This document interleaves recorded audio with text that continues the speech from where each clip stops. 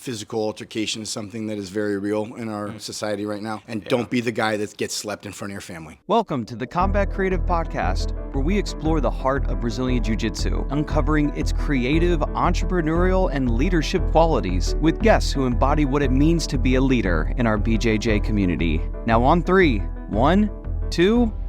Hey everybody, welcome to another episode of the Combat Creative Podcast. Today I have my friend and military veteran and business owner, Michael Cragholm. Michael, thanks for being on the podcast. Thank you for having me. Michael, can you just give us a little introduction about your background, maybe how you started jiu-jitsu, and then we'll get into the business side of what we're going to talk about today. I love it. Thank you for having me. Welcome. I'm a recently retired U.S. Marine for 20 years, and when my family moved out here to the Space Coast, I applied to some jobs. I wasn't having the greatest of success, but when I was training somebody at his house, a friend of mine, I was getting my mats together and I rolled them up because I've been training people in jiu-jitsu for a long time with my mats, just traveling around. And he said to me, when I was getting everything together, he said, "Hey, you really might have something here." And because he was grabbing a beer from his fridge and about to get in the shower, and I was getting my 4th rejection letter from a company that I was wildly qualified for. And I ended up saying, all right. And I went home and I started Space Coast Mobile Jiu-Jitsu. And I started jiu-jitsu in 2004. It was many years ago. It was largely because a Marine friend of mine. I was a Muay Thai striker and Kempo karate for a long time. I've seen that on your... You post, for a jiu-jitsu guy, you post a lot of striking. I love striking. And I kind of like it. It's really important to me. It's gotten new videos in my Instagram feed Wonderful. that normally weren't there. The But anyways, algorithm's working. So striking. So basically, I thought I was, shit hot. Excuse my language. I thought I was some stud, and clearly I wasn't. And my good buddy Alfredo Romero, he's a Marine. He just choked me out, and I was like, "What was that?" Then I went to combat a couple times. Was in some sticky situations, and I knew that the jiu-jitsu that I had was very. It was what was going to help me the most as U.S. Marine, and so I just continue with it. Michael, let's talk about the business. You tell us how you created it and a little bit about what a day in the life looks like of a mobile jiu-jitsu instructor. Absolutely phenomenal question. Thank you. Every day is slightly different, but usually it starts at 4:30 in the morning, and it's not just because I'm, a military person or that somebody that loves Jonko, but it's because I usually have a client at 6:30 in the morning. I'll usually go train someone 6:30 till about 7:45, 8 o'clock. Then I'll go to Beach Bodies in Indy Atlantic and I'll train a little bit. And then I come home and I shower up, I clean up. I'll have some breakfast with my wife or something like that and just kind of hang out. I'll make some content. I'll check things on LinkedIn, so forth. And then I'll usually relax, and I'll train somebody in the afternoon. And if I don't have somebody to train in the afternoon, then I'll usually do something like play the piano or tennis with my kids, and then honestly just make more content. We do a good job of it. Okay. We'll definitely, I recommend you checking out his page because it's a unique look into another style or world of jiu-jitsu. I want to just talk about the type of clients you work with. Give us an idea of who are the people that are hiring a mobile jiu-jitsu teacher. How do you find them? Who are they? Tell me a little bit about that. When I originally came up with the idea for mobile jiu-jitsu, which was, like I had mentioned, in my vehicle, I'm driving down the street and it just comes to me, boom, okay, this is the path that I'm going to. I thought to myself, who are these cats and dogs? Well, after 20 years of jiu-jitsu and having tried to spread this gift with a lot of my friends, the 2 things that I heard all the time were, 1, I don't have enough time, bro. I've got family, I've got softball practice, I got work obligations. I can't be going 20 minutes in one direction just to go to a class at 6:30. And my wife's like, what? And they go back home and I'm not getting back till 9. Nay, that's not working. Not to mention, a lot of guys have gone to dojos and gotten power bombed by some kid in between wrestling seasons at Penn State, and they're like, yeah, that's not for me. So the guys that are hiring me, I have some in their 20s, mainly their 30s, 40s. They're men that are professionally stable. They're men that are in shape. They're men that largely have most of the stovepipes in their life are awesome. They're firing on all cylinders, but there's that one that just kind of like connects all of them that they don't know what it is, right? They don't know. And that's why I'm here to tell them it's jiu-jitsu. It's specifically mobile jiu-jitsu. It's Michael Cragholm. And so I'm providing them this gift of jiu-jitsu at their time of choosing. And my guarantee is that you're not going to get power bombed. You're not going to get hurt. And I'm going to respect your time, and I'm going to respect your house and your family. And it's going to be premium instruction. Thankfully, I have a supportive wife who travels with me to training, but we have to travel 30 minutes to our academy. Right. And I totally understand. I mean, that's 1 hour of driving a night away from, for most people, away from their family. Yeah. So that solves a very unique problem. And I love it that you're doing that for them. I want to talk about some of the benefits of in-home training. What are the advantages of bringing jiu-jitsu directly into a person's home or them coming to you? For me, jiu-jitsu is a life philosophy that manifests itself in some physical form of a martial art, right? That everybody knows is this supreme martial art because UFC proved it in the 90s, right? So it's wild to see the transformation so quickly in these guys in 3 to 4 to 5 to 6 months, because I'm not going to say one private with me is like 5 in a normal class. Right. It's very hard to do that. But the advantages is one, they're not going to have to get paired up with another white belt and just hump each other for half an hour while the upper belts roll and you see them berimboloing each other and doing bow and arrows, and you're like, I want to do that. And then you've got this sweaty old man like me just sitting there grunting on top of you, and it's disgusting, right? So you don't get that. You know, well, actually, it's coming summertime, and if we don't get some AC in this, in this garage, so that's one of many advantages. I want to know if you could shed some light on some of the challenges you have to overcome being a mobile jiu-jitsu teacher, whether that's the location, electricity, equipment, time. What are some of those challenges, and what are you doing to overcome them? The challenges that I first got were overcoming the shiny object syndrome. That largely was, there's so many things out there that would be phenomenal for this business. But what I did is I created a stream of income that didn't exist before. And part of that promise is that I keep it as the low overhead dojo. That's kind of, so for me, I want to say yes to everything, and I wanted, it took me a while to even get cards, right? So nice. Because I would like for other people to be able to model what I'm doing. And so for me, that was a challenge, was knowing that I'm doing well, right? I'm stable.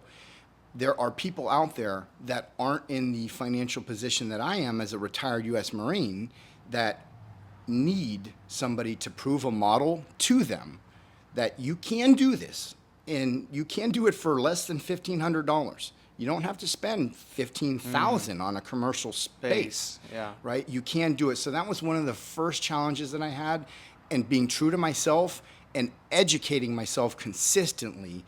That was the answer, because when I found the answers are out there. They're Google, YouTube, Instagram, you name it, and you just do your deep dive and you listen and you can learn. And I just applied it, and then I just did all the content stuff, and that was how I overcame that challenge. What does that look like a little bit? Give me a snapshot. What are you bringing to the house? What do I need to be prepared to have?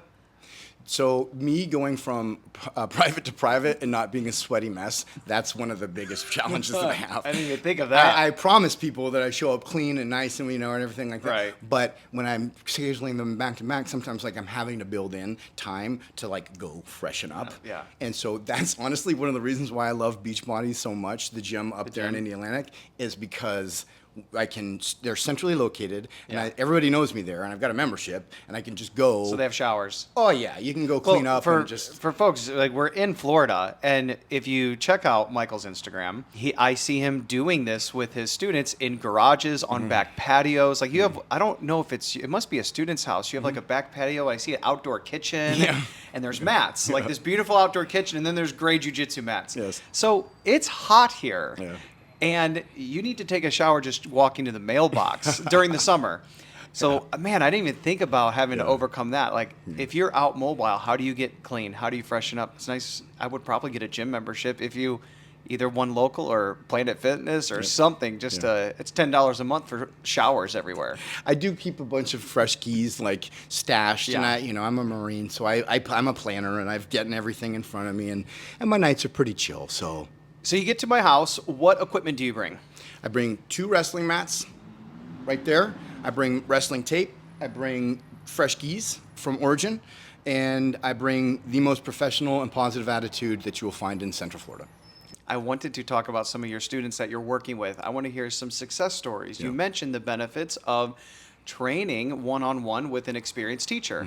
I know for me, I love rolling now with the upper belts. I feel like they have more control over their movement, what they're trying to do, and even when they get me and they tie me up like a pretzel, they're doing it. Well, they say it's the gentle art. It's a little more gentle than when I'm training with the competition white belts, who work me, but a much more painful experience. So what are some of the things that you're seeing, some success stories from the people that you're working with? I recently had a client, and I call them clients because they really are, because I'm developing relationships with them, and I want them to come back, and I want them to continue learning jiu-jitsu, because it's this amazing. It's not a rabbit hole. It's beautiful, right? And it just continues to open up and open up. But it's building relationships, because I have clients that are going to schools locally and signing up, and they're training, but they're keeping me as their sensei, which is really cool. That's neat. Yeah, it is neat. And so I'm like, that's what I want to do, is just spread this jiu-jitsu. But I was in here training somebody very close to here. He's a client of mine, and he was recently on a business trip, and he said that he was about to go out on stage and present to a bunch of, and a bunch of executives and an audience. And they're introducing him, and he's off on the side, and it's about to happen. And he said he was kind of getting just a little nervous. Which is normal. He thought to himself, Mike was just on top of me, giving me the business with side control a few nights ago. This is nothing compared to that. And he said he went out there and crushed it. I mean, that's why we love jiu-jitsu. That's why I love it. For me, as a small business owner and as a father and trying to figure out these things to be good at all of them, a husband, lots of times when I'm going into training, I'm feeling overwhelmed with work, or I have a problem, or I have a client that's not happy, or I have a team member on my team who's like, I need a new job. Going into training, getting that therapy, but coming out, it's so rewarding for me to think, oh, I can solve these problems. Totally. This is just something that I need to solve. It's not nearly as bad as what I just experienced as someone trying to pop my head off. 100%. And as simple as that sounds, it's been so valuable to me as a man. And I love that you have clients that are experiencing the exact same thing. Thank you. Not only like that success story, now I know you shared what it looks like when we come to my house, you share what you do. I'm curious, you as an instructor probably get to know these people on a more personal level. I do.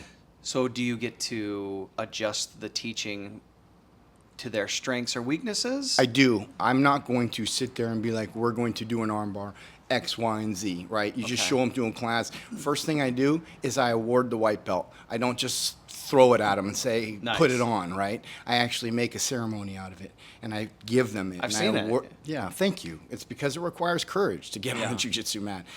From there, usually most of the clients, they're athletes, right? Or former athletes, and they have some idea of grappling. So I'll just say, I know this is odd, but I go through 1 or 2 normal, like a break fall so they don't hit their head. One, they fall, sign out, hold harmless. Yeah. And then they break, so break fall, I teach them a technical stand-up. We do a couple things just to kind of get them moving.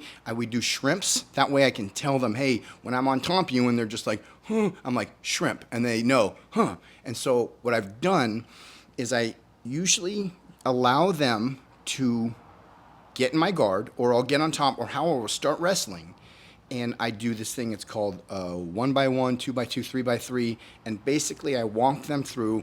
I'll grab a wrist, they grab a wrist, or they do something, and largely I'll walk them through, and then we eventually build up kind of a kata, so that they know, like, all right, choke, triangle, armbar, omoplata, choke, triangle, armbar, omoplata, and they're going through drilling the sequence. Yeah. And it is a very good drilling sequence, because if you go through that clock method, which is what I've called it, it really, from 12 to 3 to 6 to 9, you can hit all 3 of those.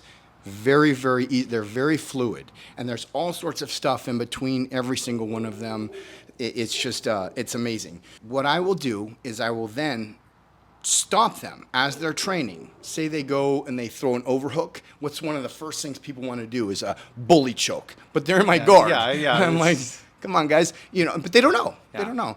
So, excuse me, I get a little excited because we're talking about Yeah, jiu-jitsu. it's okay. All right? And they're my clients, and I love this stuff. So I'll literally say, underhook, go. And then we'll start. And I'll say, press. Oh, no, carotid, drop it a little bit. I'll say, soften it in here.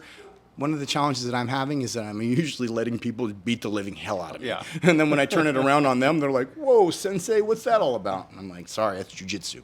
I hope that makes sense. It does, because it's nice that I think the other benefit to one-on-one training with somebody in your home is they're getting a chance to understand you and your strengths and weaknesses. Yep. It's I've been in academies where there's so many students, it's hard for them to really invest in you. Thankfully, I'm at a great place now where even regardless of the class size, there's a focus on each person. That's right. And getting to know them That's and so what right. their strengths are. That's so right. But that is only, it's like a rocket ship when it's with your instructor. I learn more rolling with my instructor than I do with anybody else because Sure. he's rolling with me and training me. So That's the the goal. fact that every class is like that for somebody, whether you're training in a gym or not, like, I think that's incredible. The learning curve is extraordinary, and if you ever want to come train with me or any of my clients, you're more than welcome, and I guarantee you're going to be like, there's no way you're a one-stripe white belt.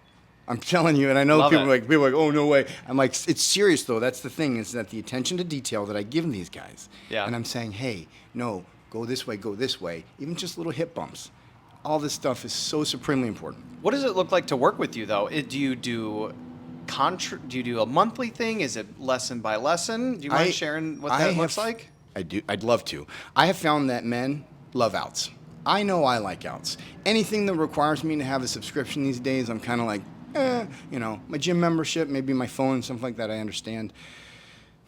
So what I've largely just done is I offer a free lesson, as I let them know, because I get a lot of, hey, what are your prices? Mm-hmm. I'm pretty open about that.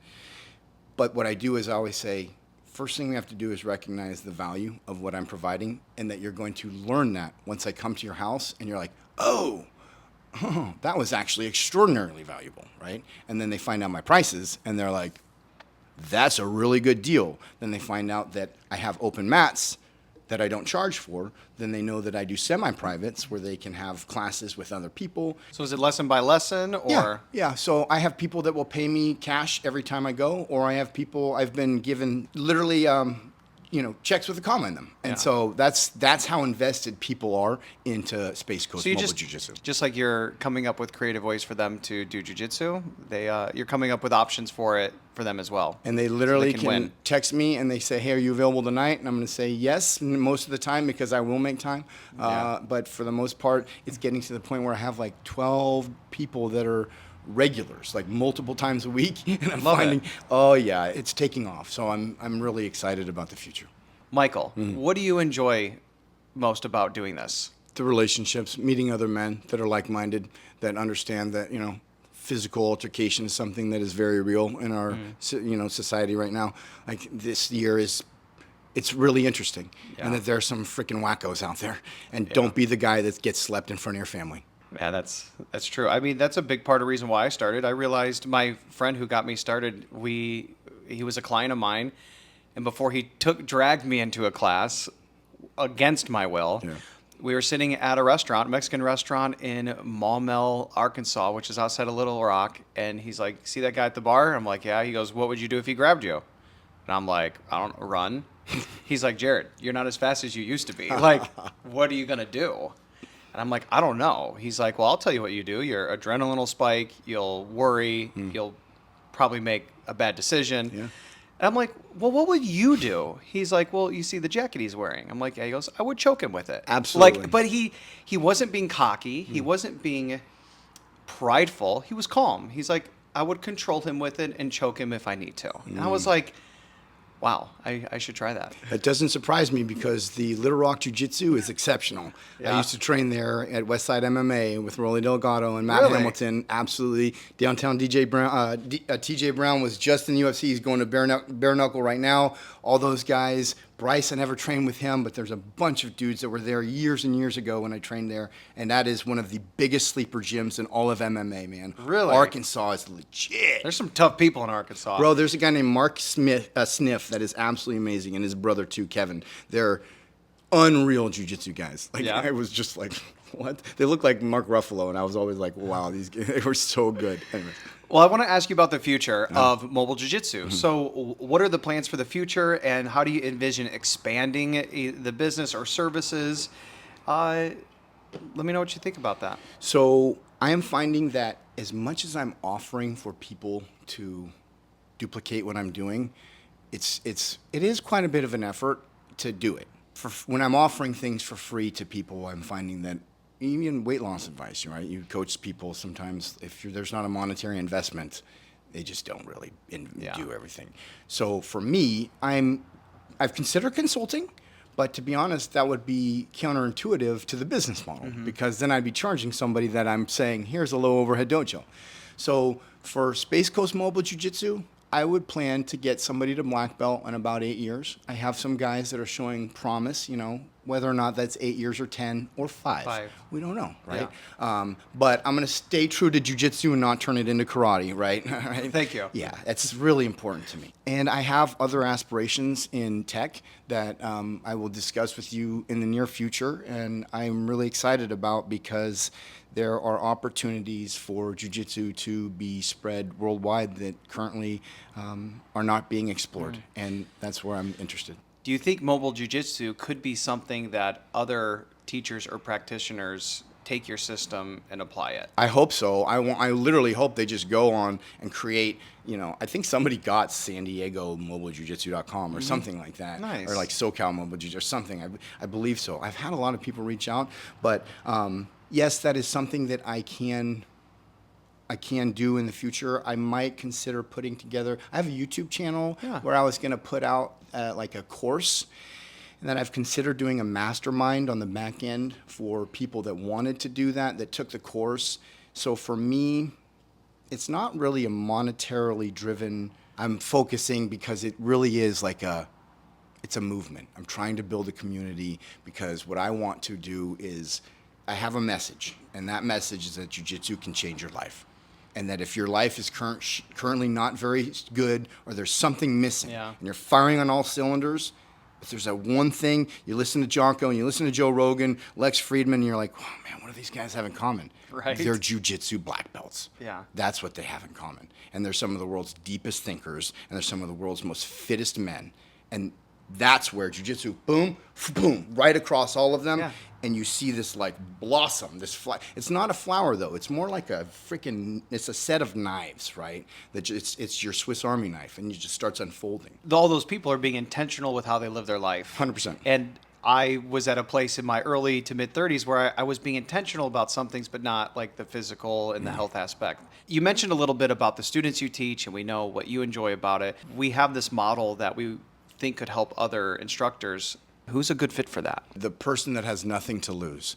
If you don't have anything to lose whatsoever by starting mobile jiu-jitsu, and you have the drive and the wherewithal, and also the ability to be coached, because you don't even really need it. You just go to my Instagram and just copy exactly what I'm doing. And I'll even give you shout outs. I'll endorse you.